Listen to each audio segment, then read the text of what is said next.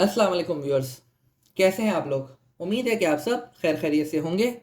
मैं हूं मोहम्मद जुनैद और आज हम अपने मैथ्स के जिस टॉपिक को डिस्कस करेंगे वो है कंपाउंड पार्टनरशिप। ठीक है ना व्यूअर्स?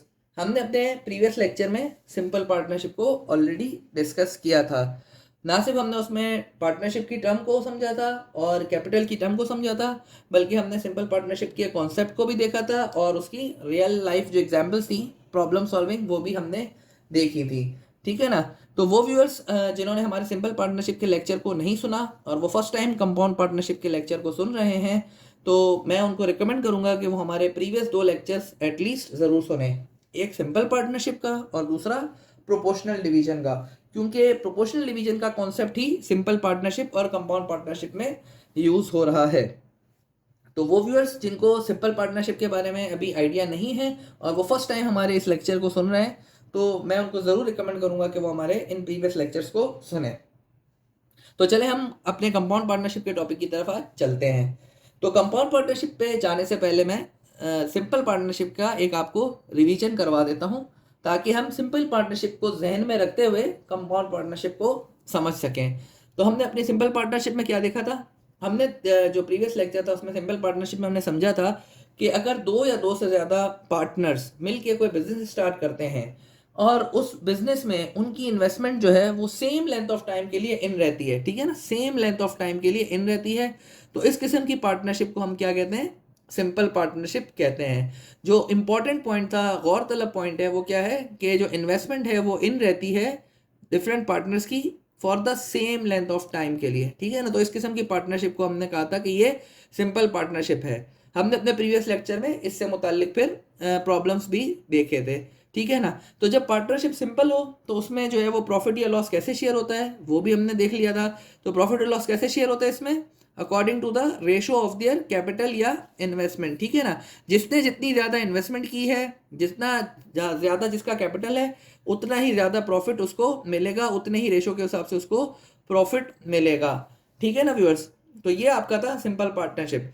ठीक है, दो बातें इसमें जहन में रखनी है आपको कि इन्वेस्टमेंट रही है सेम लेंथ ऑफ टाइम के लिए, और चूंकि सेम लेंथ ऑफ टाइम के लिए इन्वेस्टमेंट इन रही है तो इसलिए प्रॉफिट या लॉस जो शेयर हो रहा है वो हो रहा है according to the ratio of their capital या इन्वेस्टमेंट।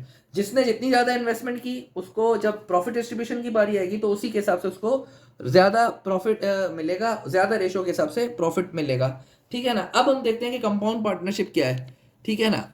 अच्छा जी, अब कंपाउंड पार्टनरशिप में क्या कह रहे हैं? कंपाउंड पार्टनरशिप में कह रहे हैं कि अगर जो है वो किसी पर्टिकुलर बिजनेस में दो या दो से ज़्यादा पार्टनर्स मिलके इन्वेस्टमेंट करें, but not for the same length of time, बल्कि डिफरेंट लेंथ ऑफ टाइम के लिए इन्वेस्टमेंट करें, तो इस किस्म की पार्टनरशिप को हम क्या कहेंगे? कंपाउंड पार्टनरशिप कहते हैं। दोबारा रिपीट कर देता हूँ, मैं क्या कह रहा हूँ कि अगर जो है कोई बिजनेस दो या दो से ज़्यादा लोग मिलकर स्टार्ट करते हैं, ज्वाइंट बिजनेस करते हैं, और उसमें जो वो इन्वेस्टमेंट करते हैं या जो कैपिटल इन करते हैं अपना, वो बिजनेस में रहे for different length of time के लिए, तो इसको हम कहेंगे कंपाउंड पार्टनरशिप, ठीक है।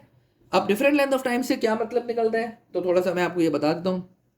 सपोज कि एक मिस्टर ए और मिस्टर बी हैं, उन्होंने बिजनेस स्टार्ट किया, ठीक है। उन्होंने बिजनेस स्टार्ट किया जनवरी से, साल के शुरू में उन्होंने बिजनेस स्टार्ट किया। जब 6 महीने गुजर गए तो मिस्टर सी आए और उन्होंने कहा कि मैं भी आपके साथ बिजनेस में पार्टनरशिप करना चाहता हूँ, और उन्होंने जो है वो उस बिजनेस को ज्वाइन कर लिया।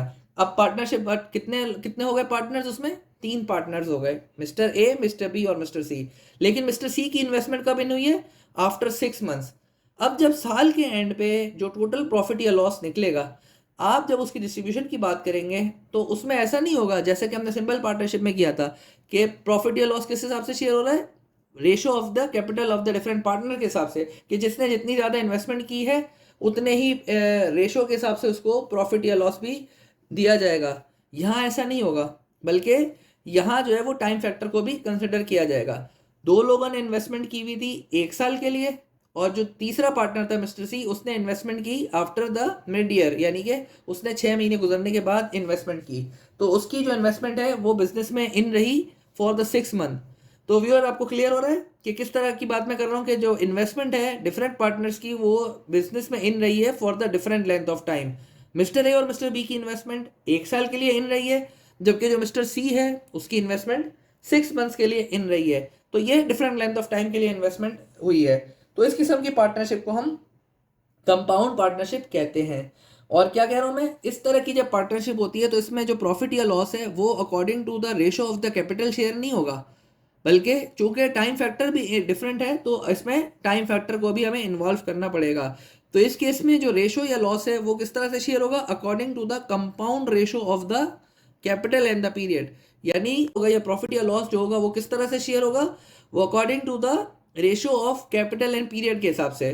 जबकि सिंपल पार्टनरशिप में हमने क्या कहा था कि simple ratio of their capital के हिसाब से शेयर होगा। यहाँ चूंकि डिफरेंट लेंथ ऑफ टाइम के लिए इन्वेस्टमेंट इन हो रही है, इसलिए जो प्रॉफिट या लॉस भी जो शेयर हो रहा है वो according to the ratio of the capital and period के हिसाब से होगा। पीरियड इसमें ऐड हो गया, मल्टीप्लाई करेंगे हम कैपिटल को पीरियड से, ठीक है ना। मजीद इसको समझने के लिए हम एक एग्जाम्पल देख लेते हैं ताकि आपको ये बात क्लियर हो जाए कि जो प्रॉफिट या लॉस की शेयरिंग है वो किस तरह हो रही है, ठीक है ना, according to the ratio of capital into the time period.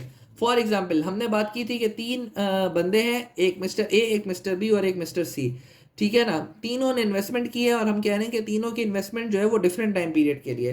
तो जब हम प्रॉफिट या लॉस को शेयर करेंगे तो किस हिसाब से करेंगे, वो करेंगे according to the ratio of capital into the time period. यानी कि लेट से मिस्टर ए ने कोई इन्वेस्टमेंट की है 1000 रुपए की, ठीक है, और 1 साल के लिए की है, तो यहाँ जो है वो जब हम क्या करेंगे, रेशो ऑफ द कैपिटल को सिर्फ इन नहीं रखेंगे बल्कि उसके साथ उसके टाइम पीरियड को भी मल्टीप्लाई कर देंगे।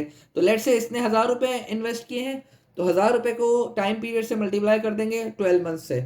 मिस्टर बी ने भी इन्वेस्टमेंट की है 1000 रुपीज़ की, लेकिन उसका जो इन्वेस्टमेंट का टाइम पीरियड है लेट से वो 8 मंथ है, तो यहाँ उसको हम 8 मंथ से 8 से मल्टीप्लाई कर देंगे।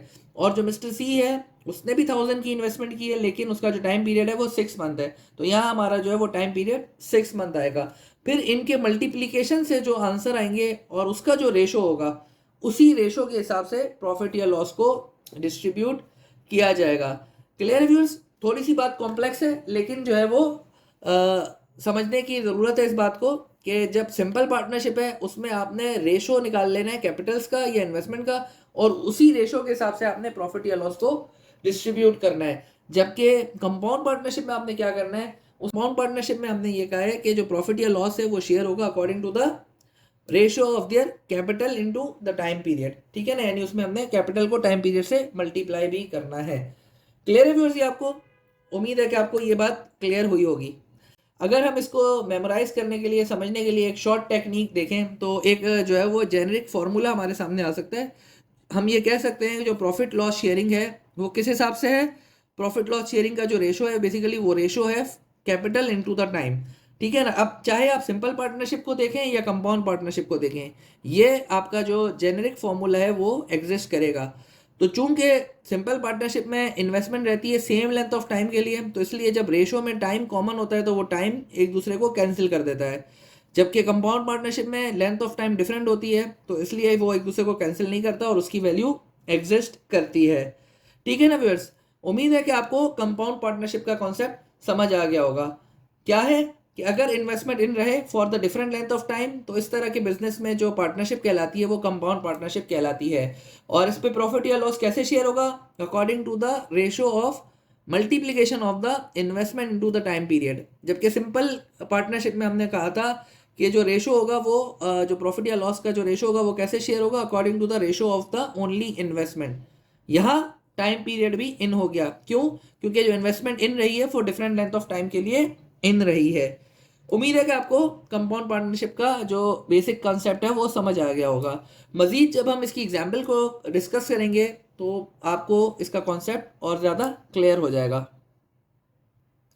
तो व्यूअर्स, ये आपके सामने पहली एग्जाम्पल है, ठीक है ना। इस एग्जाम्पल को मैं आपको एक्सप्लेन कर देता हूँ। हम इसमें क्या कह रहे हैं कि अख्तर, महमूद और फर्रुख 3 इन्वेस्टर्स हैं, उन्होंने एक जॉइंट बिजनेस स्टार्ट किया, ठीक है ना। अच्छा, अख्तर ने जो इन्वेस्ट किया है वो क्या किया है, उसने 8000 रुपये इन्वेस्ट किए। तो पहली चीज़ तो हमारे सामने आ गई इन्वेस्टमेंट। तो अख्तर की इन्वेस्टमेंट कितनी है, 8000 रुपीज़ है, ठीक है ना। और कितने टाइम के लिए की उसने, 6 मंथ्स के लिए की है। तो ये अख्तर की इन्वेस्टमेंट है, इसको मैं I1 कह रहा हूँ, और जो इसका जो टाइम है जिसके लिए उसने इन्वेस्टमेंट की उसको मैं T1 कह रहा हूँ, ठीक है ना। दूसरा पार्टनर है वो है महमूद, ठीक है। महमूद ने कितना इन्वेस्ट किया है, 5000 रुपीज़, तो इसको मैं इन्वेस्टमेंट 2 कह रहा हूँ जो महमूद की है। और कितने टाइम के लिए किया है, 8 मंथ्स के लिए किया है। तो आपने देखा दोनों का लेंथ ऑफ टाइम जो है वो डिफरेंट है इन्वेस्टमेंट का। अख्तर ने 6 मंथ्स के लिए 8,000 इन्वेस्ट किए हैं, जबकि महमूद ने 5,000 इन्वेस्ट किए हैं 8 मंथ्स के लिए। और जो तीसरा पार्टनर है फर्रुख, उसने इन्वेस्ट किए हैं 2,000 रुपीज़। इसकी इन्वेस्टमेंट को मैं I3 कह देता हूँ। और कितने टाइम के लिए किया है? 1 ईयर, मीन्स 12 मंथ्स के लिए। इसको मैं T3 कहता हूँ। अब ये कहता है कि जब साल के एंड पे प्रॉफिट हुआ है 2800 रुपीज़ का, तो आप इसको किस तरह से इन तीनों पार्टनर्स के दरमियान डिस्ट्रीब्यूट करेंगे। सिंपल पार्टनरशिप में हमने देखा था कि simple ratio of the capital था, लेकिन इसमें चूंकि लेंथ ऑफ टाइम डिफरेंट हो गई है, तो इसलिए टाइम फैक्टर को भी कंसिडर करना ज़रूरी है। तो चले हम इसके सोल्यूशन की तरफ बढ़ते हैं कि हम जो है वो किस तरह से इस प्रॉफिट को इन तीनों पार्टनर्स के दरमियान डिस्ट्रीब्यूट करेंगे। ठीक है ना। तो सबसे पहले हमें क्या निकाल लेना है? सबसे पहले हमने निकाल लेना है ratio of the profit loss, कि किस हिसाब से जो है वो प्रॉफिट या लॉस जो है वो, हमारे केस में चूंकि प्रॉफिट है तो किस रेशो के हिसाब से प्रॉफिट शेयर होगा। और हमने कहा है कि किस हिसाब से रेशो प्रॉफिट शेयर होगा, according to the compound ratio of capital into the time period. तो चले हम सबका कैपिटल इनटू टाइम पीरियड निकाल लेते हैं। सबसे पहले हम बात करते हैं अख्तर की। ठीक है, अख्तर का हम जो है वो कैपिटल इनटू टाइम पीरियड निकाल लेते हैं। तो अख्तर का जो कैपिटल है वो है I1 into time period T1, जो अख्तर ने इन्वेस्टमेंट की है। ठीक है, देन आपके पास आ जाता है अख्तर के बाद महमूद। ठीक है, अच्छा जी, तो महमूद की बात करते हैं। तो महमूद की इन्वेस्टमेंट को हमने I2 का, और हम उसको मल्टीप्लाई कर देंगे टाइम पीरियड T2 से, जिसके लिए महमूद ने अपनी इन्वेस्टमेंट की है, जितने टाइम पीरियड के लिए। और तीसरा इन्वेस्टर है फर्रुख। ठीक है, फर्रुख का भी हम निकाल लेते हैं। ठीक है, फर्रुख की जो इन्वेस्टमेंट है वो, उसको हमने I3 का, और कितने लेंथ ऑफ टाइम के लिए उसने इन्वेस्टमेंट इन रखी है, वो T3 है, जो कि 1 ईयर 12 मंथ्स है। तो ये बेसिकली आपका रेशो होगा जिसके हिसाब से प्रॉफिट या लॉस इन तीनों पार्टनर के दरमियान डिस्ट्रीब्यूट होगा। तो देख लेते हैं अख्तर की इन्वेस्टमेंट कितनी है। अख्तर की इन्वेस्टमेंट है 8,000 और मल्टीप्लाई हो जाएगा 6 मंथ से। तो ये देखें 8,000 मल्टीप्लाई बाय 6 मंथ। देन आपका महमूद की देख लेते हैं। महमूद का क्या है? 5,000 की इन्वेस्टमेंट है, कितने टाइम के लिए? 8 मंथ्स के लिए। तो 5,000 की इन्वेस्टमेंट है और 8 मंथ्स के लिए। जबकि फर्रुख की जो इन्वेस्टमेंट है वो है 2,000 और कितने टाइम के लिए? 1 साल, यानी 12 मंथ्स के लिए। तो 2,000 की इन्वेस्टमेंट है और 12 मंथ्स के लिए। क्लियर है ना व्यूअर्स? आप देख रहे हैं यहाँ हम जो है वो रेशो ऑफ द कैपिटल के हिसाब से नहीं निकाल ले, बल्कि ratio of capital into the time period के हिसाब से जो है वो निकाल रहे हैं प्रॉफिट या लॉस की शेयरिंग का रेशो। ठीक है ना। अब हम मल्टीप्लाई कर लेते हैं इनकी वैल्यूज को। तो सबसे पहले सिंप्लीफाई इस तरह कर लेते हैं कि 3 जीरोज आपस में सारे डिवाइड होकर ये कैंसिल हो जाएंगे। अच्छा व्यूअर्स ध्यान देंगे, ये 6 मंथ की इन्वेस्टमेंट है, ये 8 मंथ की है 12। अगर सपोज सिंपल पार्टनरशिप होती तो हम कह रहे थे कि सबकी investment same length of time के लिए, लेट से सबकी 12 मंथ, तो यहाँ भी 12 होता, यहाँ भी 12 होता और यहाँ भी 12 होता, तो वो 12 आपस में कैंसिल हो जाते। तो आप देखें सिर्फ रेशो ऑफ कैपिटल रह जाता। तो कोरिलेट आप, मैं उम्मीद करता हूँ कि कर पा रहे हैं कि किस तरह, क्यों जो है वो कंपाउंड पार्टनरशिप में टाइम का फैक्टर आ रहा है, जबकि सिंपल पार्टनरशिप में टाइम का फैक्टर कैंसिल आउट हो जाता है, रूल आउट हो जाता है। ठीक है ना व्यूअर्स? तो उम्मीद है कि आपको ये बात भी समझ आ रही होगी कि सिंपल पार्टनरशिप में टाइम का फैक्टर क्यों नहीं आ रहा। क्योंकि अगर वो हम इन कर भी दें या लिख भी दें, तो चूंकि सेम लेंथ ऑफ टाइम है, तो वो सारे नंबर्स जो हैं वो एक दूसरे के साथ कैंसिल हो जाएंगे। 12 12 12 आपस में तीनों कैंसिल हो जाएंगे। ठीक है ना। तो चले हम अपनी इसी एग्जाम्पल को आगे बढ़ते हैं। हमने कहा कि यहाँ चूंकि तीनों में 3 जीरोज हैं, तो ये तीनों जीरोज आपस में कैंसिल आउट हो गए। तो अब रह गया 8 मल्टीप्लाई बाय 6, तो 8 6 48। फिर आ गया 5 8 40, और यहाँ आ गया 12 2 24। मजीद इसको हम सिंप्लीफाई कर सकते हैं। तो हम देख रहे हैं कि ये जो तीनों मल्टीपल्स हैं ये आपके 8 के टेबल में भी जा सकते हैं। तो 8 6 48, 8 5 40, और 8 1 8, 8 2 16, 8 3 24। तो जो आपके पास रेशो आ गया। अब तो व्यूअर्स अब मज़ीद हम इसको सिंप्लीफाई नहीं कर सकते। ठीक है ना। तो मज़ीद हम इस वैल्यू को सिंप्लीफाई नहीं कर सकते। तो अब यहाँ से आपके पास बड़ा क्लियर है कि किस तरह से जो है वो प्रॉफिट डिस्ट्रीब्यूट होगा अमंग द 3 पार्टनर्स। तो हम देख रहे हैं कि जो अख्तर है उसको प्रॉफिट के 6 इक्वल पार्ट मिलेंगे, महमूद है उसको प्रॉफिट के 5 इक्वल पार्ट्स मिलेंगे, जबकि जो फर्रुख है उसको टोटल प्रॉफिट के 3 इक्वल पार्ट्स मिलेंगे। तो इसका मतलब जो प्रॉफिट है वो टोटल कितने पार्ट्स में डिवाइड होगा, तो हम ये देख लेते हैं।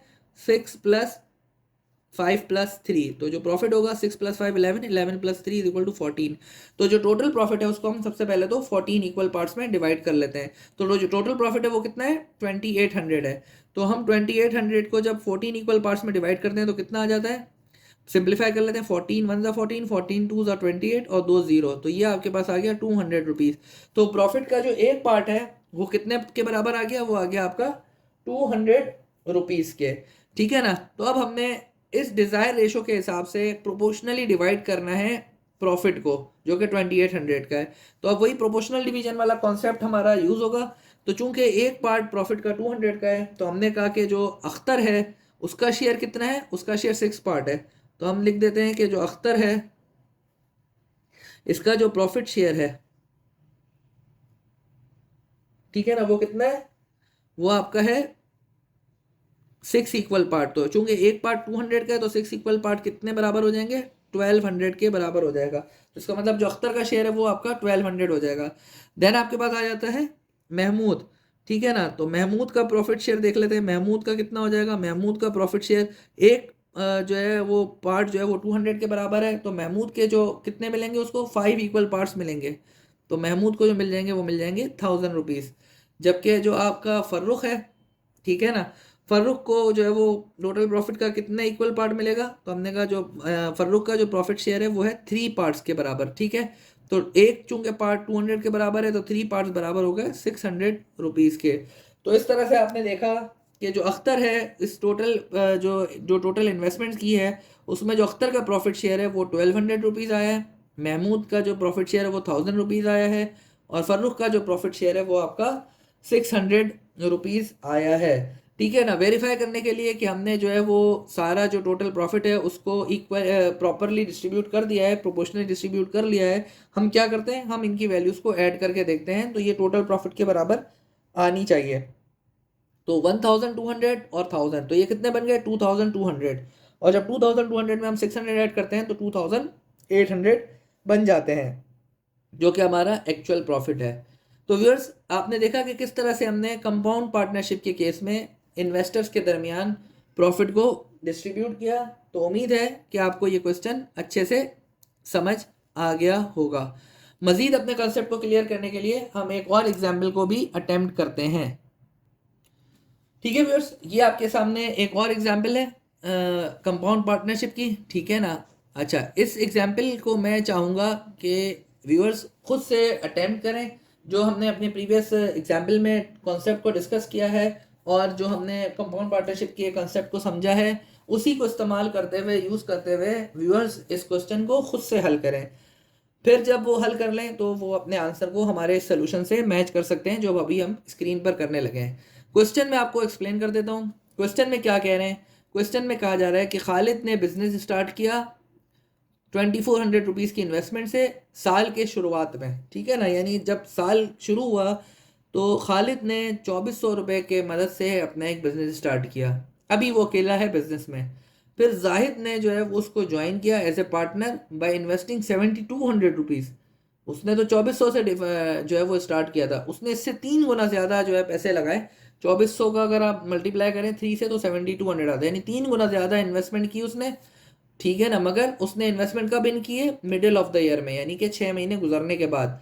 खालिद ने 2400 रुपये इन्वेस्ट कर दिए साल के शुरुआत में, जबकि जाहिद जो है वो 6 महीने बाद पार्टनर बना, लेकिन उसने 3 गुना ज़्यादा इन्वेस्टमेंट की, मिडिल ऑफ द ईयर में आया। जब साल गुजर गया तो उन्होंने जो है वो कितना प्रॉफिट कमा लिया, 1600 रुपये का प्रॉफिट कमा लिया at the end of the year. अब हमने क्या करना है, हमने इस प्रॉफिट को डिस्ट्रीब्यूट करना है अमंग दीज 2 पार्टनर्स। तो चलें, अगेन हम देख रहे हैं कि ये कौन सी पार्टनरशिप है, कंपाउंड पार्टनरशिप है, इसलिए कि 2 पार्टनर्स हैं और दोनों की इन्वेस्टमेंट जो है वो डिफरेंट टाइम के लिए इन रही है। खालिद की इन्वेस्टमेंट को अगेन मैं ये कह देता हूँ कि I1 में कह रहा हूँ 2400 उसने इन्वेस्टमेंट की, और कितने टाइम के लिए की, बिगनिंग ऑफ द ईयर में, यानी कि T1 एक साल के लिए 12 मंथ्स बनती है, ठीक है। तो खालिद की इन्वेस्टमेंट 12 महीनों के लिए रही है। जबकि जो जाहिद है उसने जो है वो इन्वेस्टमेंट की I2, और वो कब की, मिडिल ऑफ द ईयर में, यानी कि 6 महीने गुजरने के बाद। तो जब साल के 6 महीने गुजर गए तो रिमेनिंग कितने टाइम रह गए, 6 मंथ्स रह जाते हैं। तो T2 आपका बराबर हो गया 6 मंथ्स के, ठीक है ना। तो अब हमने क्या करना है, हमने जो है वो शेयर निकालना है प्रॉफिट का इनके दरमियान आपस में, कि कितना जो है वो दोनों का शेयर होगा। तो हम देख लेते हैं। पहले तो हम क्या करेंगे, हमने बात की है कि जब भी कंपाउंड पार्टनरशिप होती है उसमें प्रॉफिट या लॉस किस तरह से शेयर किया जाता है। उसमें जो प्रॉफिट या लॉस जो है वो शेयर किया जाता है according to the compound ratio of capital into the time period. तो चले हम वो रेशो निकाल लेते हैं प्रॉफिट या लॉस का, ठीक है। तो वो क्या है, खालिद का जो है वो क्या बनेगा, खालिद की इन्वेस्टमेंट जो रेशो है प्रॉफिट का वो जो है वो किसके बराबर है, वो बराबर है according to the ratio of capital into the time period. तो खालिद का कैपिटल कितना है 2400 है, और उसका जो टाइम पीरियड है वो कितना है, बिगिनिंग ऑफ द मंथ से किया था तो 12 मंथ्स है। ठीक है, फिर दूसरा आ जाता है आपका जाहिद। ठीक है ना, तो जाहिद की इन्वेस्टमेंट कितनी है, जाहिद की इन्वेस्टमेंट है 7200, और लेंथ ऑफ टाइम कितना है उसका जिसमें उसने इन्वेस्टमेंट इन रखी है वो T2 जो कि 6 मंथ्स के बराबर है। ठीक है ना, तो 2400 मल्टीप्लाई बाय 12 आ रहा है। ठीक है, इनटू रेशो जो है वो आपका 7200 इंटू 6 आ रहा है जो कि आपका जाहिद का है। क्लियर है व्यूअर्स ये कि किस तरह से हमने जो है वो रेशो निकालना है अकॉर्डिंग टू विच जो है वो प्रॉफिट दोनों पार्टनर्स के दरमियान डिस्ट्रीब्यूट होगा। ठीक है ना, तो यहाँ आपने देखा इसको सिंप्लीफाई करते तो ये 2 0 से 2 0 कैंसिल हो गए। ठीक है, 6 1 ज़ा 6 और 6 2 ज़ा 12 हो गया, तो 24 2 ज़ा 48 हो गया, और यहाँ रह गया आपका 72। मजीद ये जो है वो सिंप्लीफाई हो सकते हैं 48 और 72, तो किस में हो सकते हैं, 8 के टेबल में दोनों जाते हैं, 8 5 ज़ा 40, 8 6 ज़ा 48, और 8 9 ज़ा 72। मजीद अगर हम इसको सिंप्लीफाई करते हैं तो मजीद भी ये सिंप्लीफाई हो जाते हैं, तो ये रह जाता है 3 2 ज़ा 6 एंड 3 3 ज़ा 9। तो जो फाइनल रेशो आया अकॉर्डिंग टू विच जो है वो आपका प्रॉफिट डिस्ट्रीब्यूट होगा among the two partners Khalid and Zahid, वो आ गया 2:3। ठीक है ना, तो जब आपने रेशो निकाल लिया प्रॉफिट का जिसके अकॉर्डिंगली जो है वो खालिद और जाहिद के दरमियान प्रॉफिट डिस्ट्रीब्यूट होगा, तो आगे हमें बस प्रोपोर्शनल डिवीजन कॉन्सेप्ट को यूज़ करते हुए प्रॉफिट की डिस्ट्रीब्यूशन करनी है। तो हम क्या कह रहे हैं, जो प्रॉफिट का 2 इक्वल पार्ट है वो खालिद को मिलेंगे, और जो प्रॉफिट का 3 इक्वल पार्ट है वो जाहिद को मिलेगा। तो टोटल कितने इक्वल पार्ट में प्रॉफिट डिस्ट्रीब्यूट होगा, तो वो 2 + 3 = 5। 5 इक्वल पार्ट में टोटल प्रॉफिट को आपने डिस्ट्रीब्यूट करना है। ठीक है, तो जो टोटल प्रॉफिट है वो कितना है, वो है आपका 1600। तो 1600 को जब आप 5 इक्वल पार्ट्स में डिस्ट्रीब्यूट करते हैं, मीन्स 5 से डिवाइड करते हैं, तो 5 1 ज़ा 5, 5 2 ज़ा 10, 5 3 ज़ा 15, 1 बचा, 5 2 ज़ा 10, और ये आपका आ गया 0। तो इसका मतलब एक पार्ट जो है प्रॉफिट का वो बराबर है 320 के। तो बस अब हम खालिद का प्रॉफिट शेयर निकाल लेते हैं। खालिद का प्रॉफिट शेयर कितना आ जाएगा, खालिद का जो प्रॉफिट शेयर होगा वो हो जाएगा